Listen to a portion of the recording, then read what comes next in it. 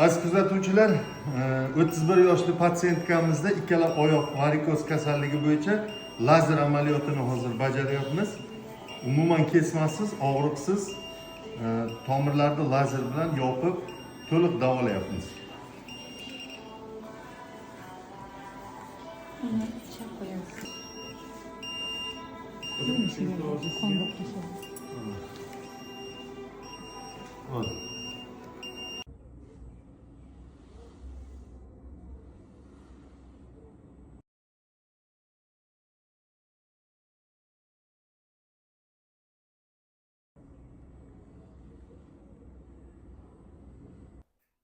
Aziz kuzatuvchilar, biz lazerli operatsiyalarimizda davom ettirmoqdamiz. Bugungi patsientkamiz Boysun tumanidan 31 yoshli ikkala oyoqda varikoz kasalligi bilan bezovta qilib murojaat qilib keldi.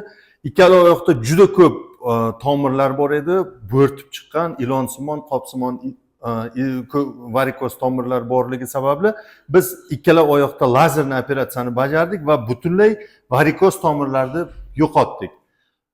Bizni kuzatishda davom etinglar va biz lazerli operatsiyalarimizni natijalarini ko'rsatib boramiz.